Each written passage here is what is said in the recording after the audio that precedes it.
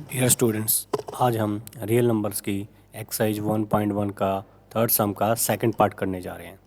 तो second part में हमें क्या पूछा गया है, 17, 23 एंड 29 के हमें एलसीएम और एचसीएफ निकालने हैं प्राइम फैक्टराइजेशन मेथड के ज़रिए। तो सबसे पहले हम इसके एचसीएफ निकालने की कोशिश करते हैं। तो एचसीएफ हम कैसे निकालते हैं, सबसे पहले हम एचसीएफ लिख लेंगे और 17 का सबसे पहले हम प्राइम फैक्टर्स निकालने की कोशिश करेंगे। तो 17 देखेंगे कि ये मिनिमम किस नंबर पे जा रहा है। तो 17 हमें देखेंगे कि ये मिनिमम 17 पर ही जाएगा।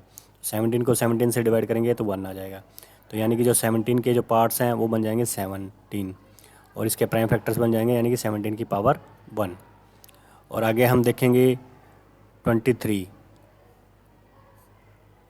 मिनिमम किस पे जा रहा है, 23 मिनिमम 23 पर ही जाएगा।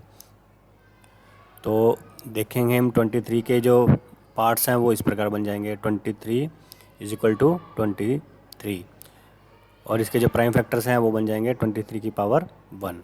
आगे हम देखेंगे 29 मिनिमम किस नंबर पे जाएगा, तो 29 ही मिनिमम 29 पे ही जाएगा। 29 को 29 से डिवाइड करेंगे तो 1 आ जाएगा। तो यानी कि 29 के जो पार्ट्स हैं वो किस प्रकार बनेंगे, 29। तो इसके प्राइम फैक्टर्स क्या बन जाएंगे, 29 की पावर 1। आगे एचसीएफ निकालते हैं तो हम सबसे पहले कॉमन प्राइम फैक्टर देखते हैं। तो 17 में जो कॉमन जो प्राइम फैक्टर है वो क्या है, 17 है। आगे देखेंगे कि 23 वाले में 17 आ रहा है, नहीं आ रहा है। 29 में आ रहा है, नहीं आ रहा। तो फिर आगे 23 में देखेंगे, 23 कॉम जो प्राइम फैक्टर है वो क्या आ रहा है, 23 आ रहा है। तो आगे पिछले दो नंबर में देखेंगे कि ये 23 आ रहा है, नहीं आ रहा, तो इसको भी छोड़ देंगे। आगे फिर हम 29 को देखेंगे, 29 में क्या प्राइम फैक्टर आ रहा है, 29 आ रहा है। तो प्राइम जो 29 आ रहा है वो पिछले दोनों नंबर में आ रहा है, 29 नहीं आ रहा है।